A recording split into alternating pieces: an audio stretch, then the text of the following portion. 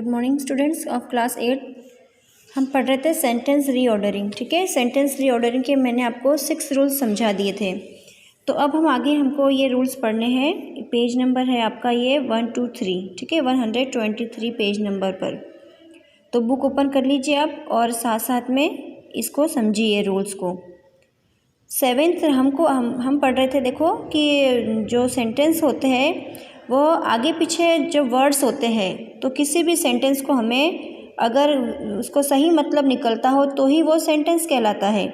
जब वर्ड्स दिए हुए होते हैं लेकिन उसको हम कोई भी वर्ड कहीं पर भी नहीं लिख सकते, है ना। ये मैंने आपको बताया था कि put the words in right order, ये ऐसा क्वेश्चन आता है। तो उसी तरह हमको ये पढ़ना है। देखो आप इस बुक में 7th नंबर का जो ये रूल है, ठीक है, ये देखिए आप लोग।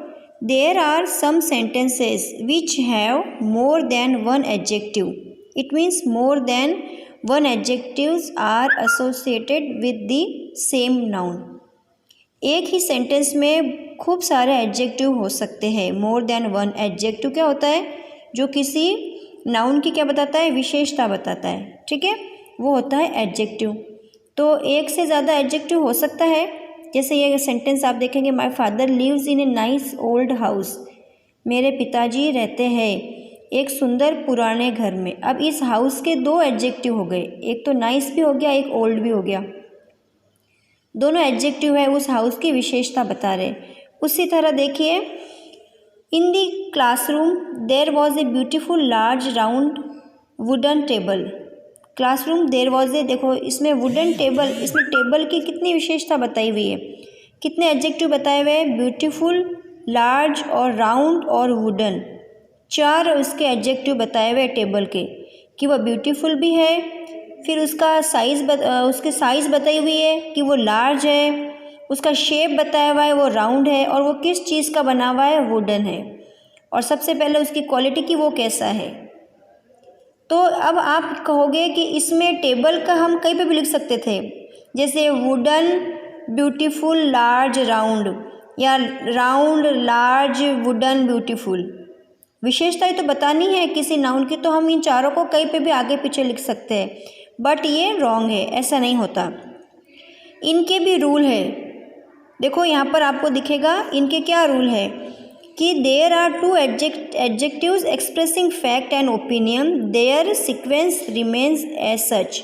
सबसे पहले ओपिनियन आएगा, मतलब उसके बारे में हम क्या सोचते हैं, सुंदर है या अच्छा नहीं है, अगली है, या वो किस तरह, और भी उसके बारे में हम क्या ओपिनियन रखते हैं, बैड है, गुड है। फिर फैक्ट बात, ठीक है, और फिर उसका नाउन। जैसे देखो, an interesting new book. Fact मतलब क्या होता है? तथ्य, जैसे वो नई चीज़ है, और उसके बारे में ओपिनियन क्या है हमारा, कि वो इंटरेस्टिंग है। इस देखो यहाँ पर बुक के 2 एडजेक्टिव बताए हुए, इंटरेस्टिंग और न्यू। तो दोनों में से अब आगे पीछे कर सकते थे, लेकिन नहीं। ये जो ओपिनियन होता है किसी भी चीज़ के बारे में, वो आएगा पहले, फिर आएगा फैक्ट बात। फिर यहाँ पे देखिए, साइज, लेंथ, शेप, ठीक है। वाइड मतलब उसकी लंबाई, चौड़ाई, उसका आकार, उसकी साइज़ कितनी है, उसके बाद नाउन। टॉल, स्लिम, गर्ल, ठीक है, साइज़ आ गई, पहले वो कैसी है? लंबी है। उसके बाद में उसकी जो चौड़ाई होती है, स्लिम है, वो पतली है। ठीक है, टॉल, स्लिम, गर्ल।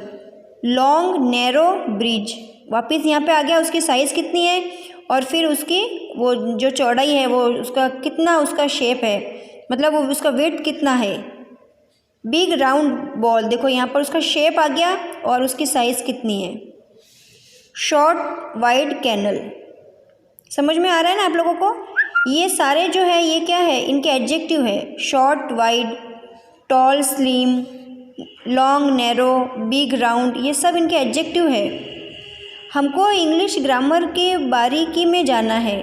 ये नहीं है कि आपको एडजेक्टिव समझ में आ गया, अब आप 8th क्लास में हो इसीलिए आपका ये वाला ग्रामर आया है।